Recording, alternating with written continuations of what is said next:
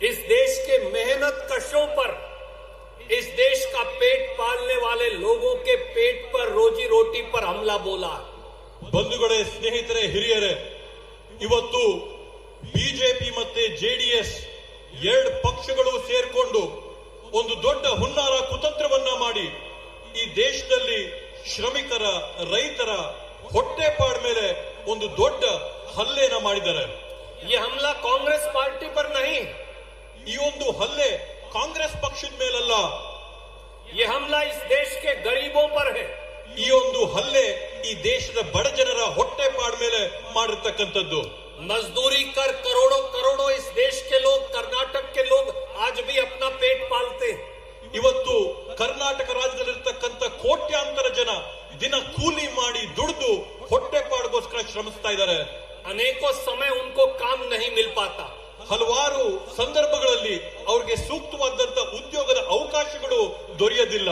इसलिए Congress party, doctor Manmohan Singh, Shrimati Sonia Gandhi रोजगार का अधिकार कानून लेकर आए. ಆ ಒಂದು ಕಾರಣದಿಂದ ಸನ್ಮಾನ್ಯ ಶ್ರೀ ಮನಮೋಹನ್ ಸಿಂಗ್ ಜಿ ಅವರು, ಸೋನಿಯಾ ಗಾಂಧೀಜಿ ಅವರ ಮಾರ್ಗದರ್ಶನದಂತೆ ಎಲ್ಲರಿಗೂ ಕೂಡ ಉದ್ಯೋಗದ ಖಾತ್ರಿನ ತಂದ್ಕೊಡ್ಬೇಕು ಅಂತ ಮಾಡಿದ್ರು.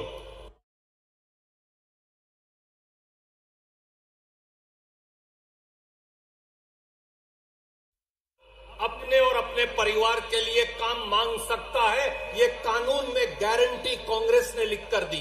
ಇವತ್ತು ಈ ದೇಶಾದ್ಯಂತ ಯಾವುದೇ ಗ್ರಾಮ ಆಗ್ಲಿ, ಯಾವುದೇ ಹಳ್ಳಿ ಆಗ್ಲಿ, ಯಾವುದೇ ಸಾರ್ವಜನಿಕನಾಗ್ಲಿ ಪ್ರತಿ ವರ್ಷ 100 ದಿನ ಕಡ್ಡಾಯವಾಗಿ ಉದ್ಯೋಗ ಪಡ್ಕೊಳ್ಳುವಂತ ಹಕ್ಕನ್ನ, ಇವತ್ತು ಕಾನೂನುಬದ್ಧವಾದಂತ ಸಂವಿಧಾನಿಕ ಹಕ್ಕನ್ನ ಕಾಂಗ್ರೆಸ್ ಪಕ್ಷ ಪ್ರತಿಯೊಂದು ಪ್ರಜೆಗೂ ಕೂಡ ಕೊಡುವಂತ ಕೆಲಸನ ಮಾಡಿದೆ.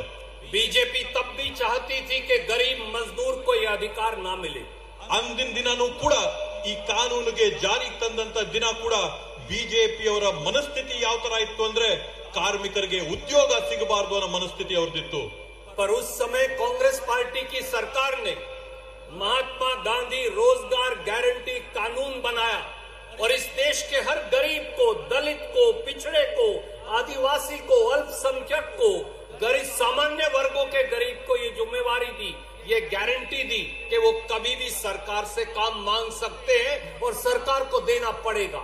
ಆದ್ರೆ ಅಂದಿನ ದಿನ ಇದ್ದಂತ ಕಾಂಗ್ರೆಸ್ ಸರ್ಕಾರ, ಯುಪಿಎ ಸರ್ಕಾರ ಬದ್ಧವಾದಂತ ತೀರ್ಮಾನ, ನಿರ್ಧಾರ ಮಾಡಿಕೊಂಡು ಪ್ರತಿಯೊಬ್ಬ ಬಡವನಿಗೂ ಕೂಡ ಉದ್ಯೋಗ ಕೊಡಬೇಕು ಅಂತ ಗ್ಯಾರಂಟಿ ಕೊಡಬೇಕು ಅಂತೇಳಿ ಸಮಾಜದಲ್ಲಿರ್ತಕ್ಕಂಥ ಪರಿಶಿಷ್ಟ ಜಾತಿ, ಪಂಗಡಗಳು, ಬುಡಕಟ್ಟುಗಳು, ಹಿಂದುಳಿದ ವರ್ಗಗಳು, ಪರಿಶಿಷ್ಟ ಜಾತಿಗಳು, ಮಹಿಳೆಯರು, ಕಾರ್ಮಿಕರು, ರೈತರು ಇವರೆಲ್ಲರಿಗೂ ಕೂಡ ಅನುಕೂಲ ಆಗಬೇಕು ಅನ್ನೋ ಒಂದು ನಿಟ್ಟಿನಲ್ಲಿ ಈ ಒಂದು ಮಹತ್ವಾಕಾಂಕ್ಷೆಯ ಯೋಜನೆನ ಜಾರಿಗೆ ತಂದ್ರು.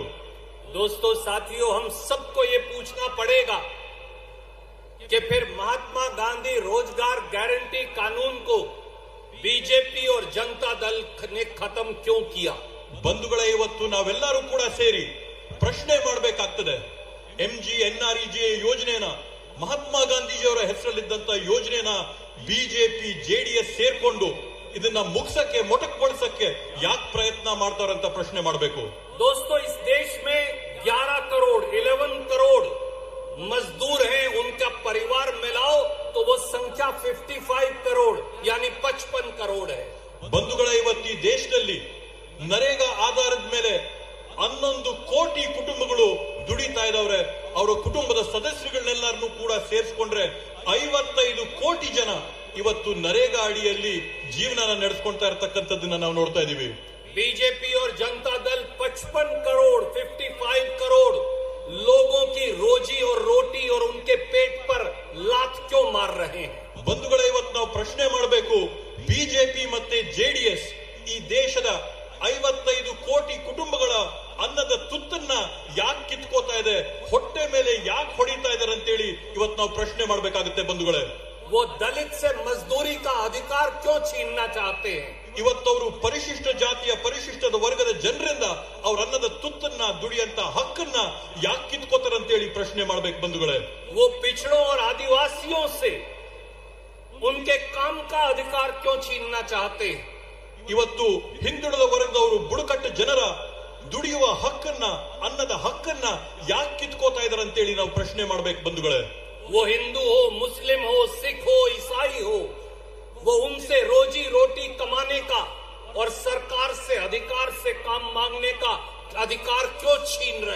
ಇವತ್ತು ಈ ದೇಶದಲ್ಲಿರ್ತಕ್ಕಂಥ ಹಿಂದೂಗಳಾಗಿರ್ಬೋದು, ಮುಸಲ್ಮಾನರಾಗಿರ್ಬೋದು, ಕ್ರೈಸ್ತರಾಗಿರ್ಬೋದು, ಇವತ್ತು ಅವರೆಲ್ಲರೂ ಕೂಡ ಒಂದೊತ್ತಿನ ಊಟ, ಒಂದ್ ಕೈ ತುತ್ತು, ಹೊಟ್ಟೆ ಪಾಡ್ಗೋಸ್ಕರ ದುಡಿಯಂತ ಹಕ್ಕು, ಇದೆಲ್ಲವನ್ನೂ ಕೂಡ ಯಾಕೆ ಕಳಚ್ಕೋತಾ ಇದಾರೆ ಅಂತೇಳಿ ಇವತ್ತು ನಾವು ಪ್ರಶ್ನೆ ಮಾಡಬೇಕಾಗುತ್ತೆ ಬಂಧುಗಳೇ. ये सवाल हमें बीजेपी के हर नेता से पूछना पड़ेगा. ಈ ಪ್ರಶ್ನೆನ ನಾವು ಬಿಜೆಪಿ ಪಕ್ಷದ ಪ್ರತಿಯೊಬ್ಬ ನಾಯಕನೂ ಕೂಡ ಕೇಳಬೇಕಾಗುತ್ತೆ. उनके कॉर्पोरेटर से, उनके सरपंच से, उनके विधायक से, उनके एमपी से, उनके केंद्रीय मंत्रियों से ये सवाल पूछना चाहिए कि आप गरीब के पेट पर लात क्यों मार रहे हैं. ಇವತ್ತು ನಾವು ಬಿಜೆಪಿ ಪಾರ್ಟಿಯ ಗ್ರಾಮ ಪಂಚಾಯತಿ ಸದಸ್ಯರಿಂದ ಹಿಡಿದು, ಚೇರ್ಮನ್ ರಿಂದ ಹಿಡಿದು, ಕೌನ್ಸಿಲರ್ ಇಂದ ಹಿಡಿದು, ಕಾರ್ಪೊರೇಟರ್ ಇಂದ ಹಿಡಿದು, ಎಂಎಲ್ಎ, ಎಂಪಿ, ಮಂತ್ರಿಗಳು ಅವರೆಲ್ಲರನ್ನೂ ಕೂಡ ಪ್ರಶ್ನೆ ಮಾಡಬೇಕಾಗತ್ತೆ. ಇವತ್ತು ನೀವ್ ಯಾಕೆ ಬಡ ಜನರ ಹೊಟ್ಟೆಯ ಅನ್ನನ ಕಿತ್ಕೋತಾ ಇದ್ದೀರಾ ಅಂತ ನಾವು ಅವ್ರ ಹತ್ರ ಪ್ರಶ್ನೆ ಮಾಡಬೇಕಾಗುತ್ತೆ ಬಂಧುಗಳೇ. और अब दिल्ली में बैठकर वो फैसला करेंगे कि किस गांव में किसको मजदूरी चाहिए. ಇವತ್ತು ಅವ್ರು ಯಾವ ತರದ ಕಾನೂನನ್ನ ತಂದಿದ್ದಾರೆ ಅಂತಂದ್ರೆ, ದೆಹಲಿಯಲ್ಲಿ ಕೂತು ಹಳ್ಳಿಯಲ್ಲಾಗಂತ ಯೋಜನೆಗಳನ್ನ ಅವ್ರು ತೀರ್ಮಾನ ಮಾಡ್ತಾರಂತೆ, ನಿರ್ಧಾರ ಮಾಡ್ತಾರಂತೆ. क्या दिल्ली में बैठे ऑफिसर्स को हिंदुस्तान के 7.5 लाख 7.5 लाख 7.5 लाख गांव की समस्याएं और जरूरियात का पता है. ದೆಹಲಿಯಲ್ಲಿ ಕೂತಿರ್ತಕ್ಕಂಥ ಅಧಿಕಾರಿಗಳಿಗೆ ಏನ್ ಅವ್ರ ಗಮನದಲ್ಲಿದೆಯಾ, ಅವ್ರ ಜ್ಞಾನದಲ್ಲಿದೆಯಾ? ಕರ್ನಾಟಕ, ಈ ಭಾರತ ದೇಶದಲ್ಲಿರ್ತಕ್ಕಂಥ 7.5 ಲಕ್ಷ ಗ್ರಾಮಗಳಲ್ಲಿ ಯಾವ ಗ್ರಾಮದಲ್ಲಿ ಯಾವ ಕೆಲಸ ಆಗ್ಬೇಕಾಗಿದೆ, ಏನ್ ಅಭಿವೃದ್ಧಿ ಆಗ್ಬೇಕಾಗಿದೆ ಅಂತೇಳಿ ಡೆಲ್ಲಿಯಲ್ಲಿ ಕೂತಿರಂತ ಅಧಿಕಾರಿಗಳಿಗೆ ಗೊತ್ತಿರುತ್ತಾ? बीजेपी और जनता दल आपके जेब का पैसा और आपके बच्चों की रोटी छीनना चाहते हैं, छीन रहे हैं. ये सवाल हमें उनसे पूछना पड़ेगा. ಇವತ್ತು ಬಿಜೆಪಿ ಮತ್ತೆ ಜೆಡಿಎಸ್ ಪಕ್ಷದವರು ನಿಮ್ ಜೇಬಲ್ಲಿರಂತ ಕಾಸನ್ನ ಕತ್ತರಿಸ್ತಾ ಇದಾರೆ, ನಿಮ್ ಮಕ್ಕಳ ಭವಿಷ್ಯನ ಕುಂಠಿತವಾಗಿ ಮಾಡ್ತಾ ಇದಾರೆ, ಊಟದ ಹಕ್ಕನ್ನ ಕಳ್ಚ್ಕೋತಾ ಇದಾರೆ. ಈ ರೀತಿಯ ಅನ್ಯಾಯನ ಯಾಕೆ ಅವರು ಎಸಗ್ತಾ ಇದಾರೆ ಅಂತೇಳಿ ಇವತ್ತು ನಾವು ನೀವೆಲ್ಲರೂ ಸೇರಿ ಪ್ರಶ್ನೆ ಮಾಡಬೇಕಾಗುತ್ತೆ. और आखिर में ये कहूंगा, प्रधानमंत्री मोदी ने एक और व्यापार समझौता किया है अमेरिका से. ಇವತ್ತು ಕಡೆಯಲ್ಲಿ ನಾನು ಮತ್ತೊಂದು ಮಾತು ಹೇಳಬೇಕಾಗ್ತೇನೆ. ಈ ದೇಶದ ಪ್ರಧಾನಮಂತ್ರಿಗಳಾದಂತ ನರೇಂದ್ರ ಮೋದಿಜಿ ಅವರು ಇವತ್ತು ಅಮೆರಿಕದಲ್ಲಿರ್ತಕ್ಕಂಥ ಡೊನಾಲ್ಡ್ ಟ್ರಂಪ್ ಅವ್ರ ಜೊತೆ ಮತ್ತೊಂದು ಒಡಂಬಡಿಕೆ ಒಪ್ಪಂದನ ಮಾಡಿಕೊಂಡಿದ್ದಾರೆ. अमेरिका से किया गया ये व्यापार समझौता सीधे सीधे गांव, खेत, खलिहान, गरीब, उनके रोजी रोटी को गिरवी रखने का षड्यंत्र है. ಇವತ್ತು ವಿದೇಶದಲ್ಲಿರ್ತಕ್ಕಂಥ ಅಮೆರಿಕ ಜೊತೆ ನರೇಂದ್ರ ಮೋದಿ ಅವರು ಮಾಡ್ಕೊಂಡಿರ್ತಕ್ಕಂಥ ಒಪ್ಪಂದ ಯಾರಿಗ ಅನ್ಯಾಯ ಮಾಡುತ್ತೆ, ಯಾರಿಗ್ ಮೋಸ ಮಾಡುತ್ತೆ ಅಂತಂದ್ರೆ, ಗ್ರಾಮಗಳಲ್ಲಿರ್ತಕ್ಕಂಥ ರೈತರು, ಬಡವರು, ಶ್ರಮಿಕರು ನಿಮ್ಗೆ ತೊಂದರೆ ಮಾಡ್ತಾರೆ. ಅವ್ರು ಮಾಡಿರ್ತಕ್ಕಂಥ ಒಪ್ಪಂದದಿಂದ ನಾವೆಲ್ಲರೂ ಕೂಡ ಅದರ ಪರಿಣಾಮನ, ಅದರ ತೊಂದರೆಗಳನ್ನ ಅನುಭವಿಸಬೇಕಾಗುತ್ತೆ. अगर मक्का अमेरिका से आएगा, मिस अगर ज्वार अमेरिका से आएगा, अगर सोयाबीन अमेरिका से आएगा, तो हमारे किसान का क्या होगा, हमारे मजदूर का क्या होगा? ವಿದೇಶಗಳಿಂದ ಅಮೆರಿಕದಿಂದ ಜೋಳ ತಂದ್ರೆ, ಅಮೆರಿಕದಿಂದ ಗೋಧಿ ತಂದ್ರೆ, ಅಮೆರಿಕದಿಂದ ಸೋಯಾ ತಂದ್ರೆ, ಇಲ್ಲಿ ನಮ್ ದೇಶದಲ್ಲಿರ್ತಕ್ಕಂಥ ರೈತರು, ನಮ್ ದೇಶದಲ್ಲಿ ರೈತರು ಬೆಳೆದಂತ ಪದಾರ್ಥಗಳು ಇವೆಲ್ಲ ಏನಾಗಬೇಕಾಗಿದೆ ಅಂತ ನಾವು ಪ್ರಶ್ನೆ ಮಾಡಬೇಕಾಗಿದೆ. अगर तूर दाल और दूसरी दालें अमेरिका, ब्राजील, इंडोनेशिया से आएंगी, तो फिर रायचूर से लेकर और कलबुर्गी तक और पूरे कर्नाटक और हिंदुस्तान के किसान का, मजदूर का क्या होगा? ಇವತ್ತು ಬೇಳೆಗಳು, ವಿವಿಧ ಬೇಳೆಗಳನ್ನ ಬೇರೆ ಬೇರೆ ದೇಶಗಳಿಂದ, ಇಂಡೋನೇಷ್ಯಾದಿಂದ, ಮಲೇಷ್ಯಾದಿಂದ ಈ ಭಾರತ ದೇಶಕ್ಕೆ ತಂದ್ರೆ, ಈ ದೇಶದಲ್ಲೇ ಬೇಳೆಗೋಸ್ಕರ ಖ್ಯಾತಿಯಾಗಿರ್ತಕ್ಕಂಥ ರಾಯಚೂರು, ಕಲಬುರ್ಗಿ, ಬೀದರ್ ಈ ಭಾಗದಲ್ಲಿರ್ತಕ್ಕಂಥ ರೈತರು ಅವ್ರು ಬೆಳೆದಂತ ಪದಾರ್ಥಗಳನ್ನ ಎಲ್ಲಿ ಕೊಡಬೇಕಾಗಿದೆ, ಇದನ್ನ ನಾವು ಪ್ರಶ್ನೆ ಮಾಡಬೇಕಾಗಿದೆ ಬಂಧುಗಳೇ. अगर सारे फल, सारी सब्जियां अमेरिका और दूसरे मुल्कों से आएंगी, तो फिर इस देश का पेट पालने वाले किसान और मजदूर का क्या होगा? ಬಂಧುಗಳೇ, ಇವತ್ತು ಹಣ್ಣುಗಳಾಗಿರ್ಬೋದು, ತರಕಾರಿಗಳಾಗಿರ್ಬೋದು, ವಿವಿಧ ದೇಶಗಳಿಂದ ಇವತ್ತು ಭಾರತ ದೇಶಕ್ಕೆ ನಾವು ತರಿಸ್ಕೊಂಡ್ರೆ, ಇಲ್ಲಿರ್ತಕ್ಕಂಥ ಹಣ್ಣು ಬೆಳೆಗಾರರು, ಹೂ ಬೆಳೆಗಾರರು, ತರಕಾರಿ ಬೆಳೆಗಾರರು ಅವ್ರು ಬರೆದಂತ ಬೆಳೆ ಎಲ್ಲಿ ಹೋಗ್ಬೇಕು? ಅವ್ರ ಹೊಟ್ಟೆ ಪಾಡ್ಗೋಸ್ಕರ ಅವ್ರು ಯಾರನ್ನೋಗಿ ಪ್ರಶ್ನೆ ಮಾಡಬೇಕು? अगर हम अमेरिका से 5 साल में 45 लाख करोड़ 45 लाख करोड़ का सामान खरीदेंगे, यानी हर साल 9 लाख करोड़ 9 लाख करोड़, तो फिर हमारे छोटे छोटे उद्योगपति, छोटे छोटे काम करने वाले, फैक्ट्री चलाने वाले मालिक और मजदूरों का क्या होगा? ಬಂಧುಗಳೇ, ಇವತ್ತು ಏನು ಕೇಂದ್ರ ಸರ್ಕಾರ ಮಾಡಿಕೊಂಡಿರೋ ಒಪ್ಪಂದದ ಪ್ರಕಾರವಾಗಿ 5 ವರ್ಷದಲ್ಲಿ 45 ಲಕ್ಷ ಕೋಟಿ ರೂಪಾಯಿಗಳಷ್ಟು ಪದಾರ್ಥಗಳನ್ನ ವಿದೇಶದಿಂದ ನಾವಿವತ್ತು ಕೊಂಡ್ಕೋತೀವಿ ಅಂದ್ರೆ ಬಂಧುಗಳೇ, ನಾವು ಇಟ್ಕೋಬೇಕು ವರ್ಷಕ್ಕೆ 9 ಲಕ್ಷ ಕೋಟಿ ರೂಪಾಯಿಗಳಷ್ಟು ಸಾಮಗ್ರಿಗಳನ್ನ ನಾವು ವಿದೇಶಗಳಿಂದ ಭಾರತಕ್ಕೆ ತರಿಸ್ಕೊಂಡ್ರೆ ಈ ಭಾರತ ದೇಶದಲ್ಲಿರ್ತಕ್ಕಂಥ ಸಣ್ಣ ಪುಟ್ಟ ಕೈಗಾರಿಕೆಗಳು, ಕಾರ್ಖಾನೆಗಳು, ಇಲ್ಲಿರ್ತಕ್ಕಂಥ ಮಾಲೀಕರು, ಅಲ್ಲಿ ದುಡಿಯಂತ ಕಾರ್ಮಿಕರು, ಅವ್ರ ಗತಿ ಏನಾಗಬೇಕಾಗಿದೆ ಅಂತ ಹೇಳಿ ನಾವು ಪ್ರಶ್ನೆ ಮಾಡಬೇಕು ಬಂಧುಗಳೇ. मैं अंत में यही कहूंगा कि ये लोग इस देश के किसान और गरीब की रोजी रोटी को गिरवी रख रहे हैं. अगर आज आप नहीं जागे तो ये इस देश को बेच डालेंगे. ಬಂಧುಗಳೇ, ಕಡೆಯಲ್ಲಿ ನಾನೊಂದು ಮಾತು ಹೇಳ್ತೀನಿ. ಇವತ್ತು ಕೇಂದ್ರದಲ್ಲಿರ್ತಕ್ಕಂಥ ಬಿಜೆಪಿ ಸರ್ಕಾರ ಈ ದೇಶದ ಬಡವರ ಭವಿಷ್ಯಗಳನ್ನ, ನಿಮ್ಮ ಅನ್ನದ ತುತ್ತುಗಳನ್ನ, ಶ್ರಮಿಕರನ್ನ, ಈ ದೇಶದ ಜನರನ್ನ ಅಡವಾಗಿ ಈಗಾಗಲೇ ಇಟ್ಟಿದ್ದಾರೆ. ನಾವೆಲ್ಲರೂ ಕೂಡ ಎಚ್ಚೆತ್ಕೋದಿದ್ರೆ, ಗಮನ ತಗೋದಿದ್ರೆ ಇವ್ರು ನಮ್ಮನ್ನ ನಿಮ್ಮನ್ನ ಎಲ್ಲರನ್ನೂ ಕೂಡ ಮಾರಾಕಿ ಈ ದೇಶನ ಮುಚ್ಚಿಕೊಂಡು ಹೋಗ್ತಾರೆ ಬಂಧುಗಳೇ. इसलिए आइए इकट्ठे होकर संघर्ष करें.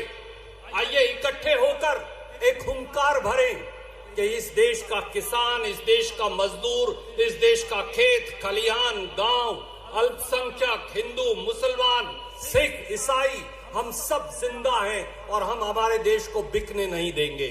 ಬಂಧುಗಳೇ, ನಾನು ತಮ್ಮಲ್ಲೆಲ್ಲ ಕೂಡ ಮನವಿ ಮಾಡ್ತೀನಿ, ಬನ್ನಿ ಒಗ್ಗಟ್ಟಾಗೋಣ, ಒಗ್ಗೂಡಿಸೋಣ, ಒಗ್ಗಟ್ಟಾಗಿ ಒಂದು ಕೂಗಾಕೋಣ. ಈ ದೇಶದಲ್ಲಿರ್ತಕ್ಕಂಥ ಬಡವರು, ಶ್ರಮಿಕರು, ಪರಿಶಿಷ್ಟ ಜಾತಿ ಪಂಗಡದವರು, ಬುಡಕಟ್ಟವರು, ಹಿಂದುಳಿದ ವರ್ಗದವರು, ಕಾರ್ಮಿಕರು, ಶ್ರಮಿಕರು, ನಾವೆಲ್ಲರೂ ಕೂಡ ಸೇರಿ ಒಂದು ಕೂಗನ್ನ ಹಾಕೋಣ.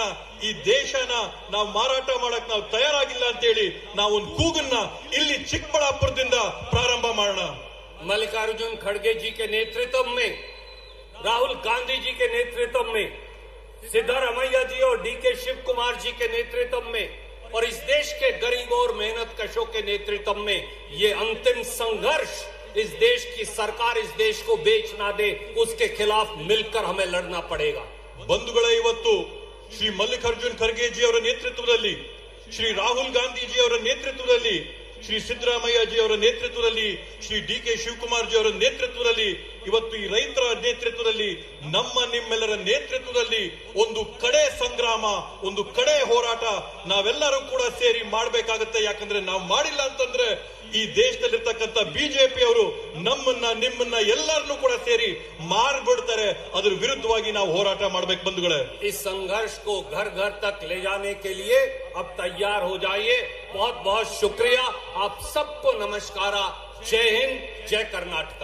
ಬಂಧುಗಳೇ, ಈ ಹೋರಾಟನ ಮನೆ ಮನೆಗೆ ತಗೊಂಡು ಹೋಗೋದಕ್ಕೆ ತಾವೆಲ್ಲರೂ ಕೂಡ ಸಜ್ಜಾಗಿ, ತಯಾರಾಗಿ, ತಾವೆಲ್ಲರೂ ಕೂಡ ಹೋರಾಟ ಮಾಡಿ ಅಂತ ಈ ಸಂದರ್ಭದಲ್ಲಿ ಹೇಳ್ತಾ, ತಾವು ಈ ಕಾರ್ಯಕ್ರಮಕ್ಕೆ ಬಂದು ಭಾಗವಹಿಸಿ ಯಶಸ್ವಿ ಮಾಡಿಕೊಟ್ಟಿದ್ದಕ್ಕೆ ತಮ್ಮೆಲ್ಲರಿಗೂ ಕೂಡ ಅನಂತ ಧನ್ಯವಾದಗಳನ್ನ ಕೋರ್ತಾ ಇದ್ದೀನಿ. ಬಂಧುಗಳೇ, ಇವತ್ತು ಈ ಸಭೆ